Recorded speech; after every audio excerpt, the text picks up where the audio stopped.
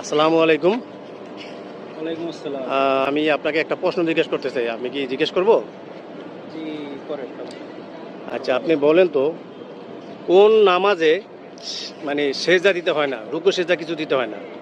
কোন নামাজে সেজদা দিতে হয় বা না? রুকু সেজদা কোনটাই দিতে হয় না। কোন নামাজে রুকু সেজদা কোনটাই দিতে হয় না?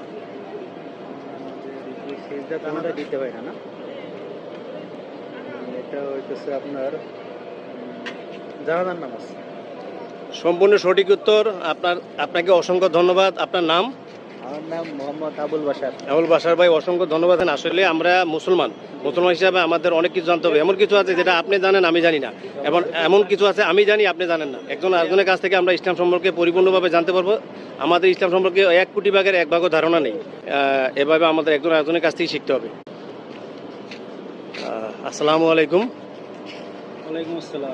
আমি আপনাকে একটা প্রশ্ন জিজ্ঞেস করতে চাই। আমি কি জিজ্ঞেস করব? জি, করেন। আচ্ছা, আপনি বলেন তো কোন নামাজে মানে সেজদা দিতে হয় না, রুকু সেজদা কিছু দিতে হয় না? কোন নামাজে সেজদা দিতে হয় বা না? রুকু সেজদা কোনটাই দিতে হয় না। কোন নামাজে রুকু সেজদা কোনটাই দিতে হয় না? নামাজে রুকু সেজদা কোনটা দিতে হয় না, না? এটা হইতেছে আপনার জানাজার নামাজ। সম্পূর্ণ সঠিক উত্তর। আপনাকে অসংখ্য ধন্যবাদ। আপনার নাম? আমার নাম মোহাম্মদ আবুল বাশার। আবুল বাশার ভাই, অসংখ্য ধন্যবাদ। আসলে আমরা মুসলমান হিসাবে আমাদের অনেক কিছু জানতে হবে। এমন কিছু আছে যেটা আপনি জানেন আমি জানি না, এবং এমন কিছু আছে আমি জানি আপনি জানেন না। একজন আরেকজনের কাছ থেকে আমরা ইসলাম সম্পর্কে পরিপূর্ণভাবে জানতে পারবো। আমাদের ইসলাম সম্পর্কে 1 কোটি ভাগের 1 ভাগও ধারণা নেই। এভাবে আমাদের একজন আরেকজনের কাছ থেকে শিখতে হবে। আসসালামু আলাইকুম। ওয়ালাইকুম আসসালাম। আমি আপনাকে একটা প্রশ্ন জিজ্ঞেস করতে চাই। আমি কি জিজ্ঞেস করব? জি, করেন। আচ্ছা, আপনি বলেন তো কোন নামাজে মানে সেজদা দিতে হয় না, রুকু সেজদা কিছু দিতে হয় না?